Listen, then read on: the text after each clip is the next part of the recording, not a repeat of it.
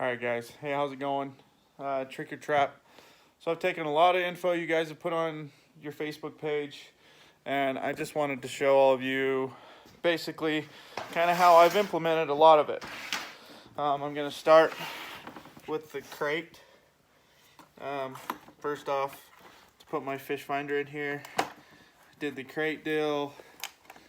I went a little farther and put some latches on here just to keep the top shut. So you've got your top storage. This goes together pretty quick. These latches like to come undone though, so I did put a bungee and some little clips on there. This seemed to work pretty good. And then the quick for the bottom. But I keep my fish finder in there, and then there's a place I set it in the back of my hut. It goes right here. And then I wanted to show you guys my power box. I've got a battery in here with some gloves. Let me just turn it on and just turn everything on for you. So I've got 4 switches, a voltmeter, and a USB port, 2 USB port. I've also got a light in the box. I just put a couple things in there like hand warmers and stuff, and then I've got a glow cup,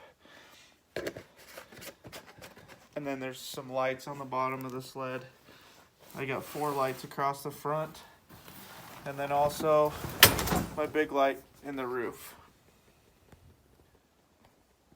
So, and everything's ran off here, separate switches, you know, super easy, super simple.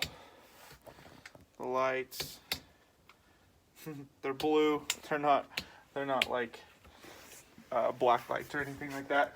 Also, the knobs for this Clam nanook, because they always get bumped. So I did put knobs on the first 2. I don't usually bump the upper one here, but I did put knobs here. I just threaded wood knobs on there, so you just have to pull them and they release just fine. And then I'll show you guys a couple more things. So I did put these pop-up skis. Let me turn that off. Turn off the lights. So I did use the table hinges for the pop-ups on here, and I didn't use pins. I was trying to find a way where I didn't have to dig into my sled to pop my pins up. So I actually drilled holes and threaded, and I used basically 2 of these. 2 of these, when you lift up on the trap, put the phone down, for your skis that pop up. And then same thing, it's threaded here, so when I do pop this in, that way they're held.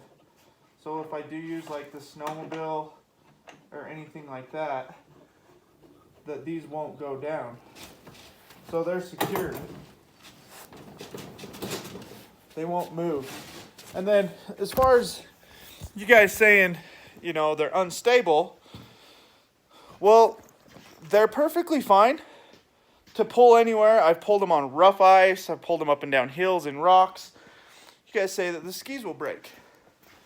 Well, if you don't pull from the sled and you pull from the skis and have something that keeps the skis at the same distance, like this, just a normal bar to hook onto a snowmobile, but if you brace it in the middle to keep them from squeezing and going in and out and pull from the skis, I've turned this thing on a dime just by grabbing the front handle and spinning this, and your hinges will not fold under, they won't buckle, because this keeps the skis separated where they need to go.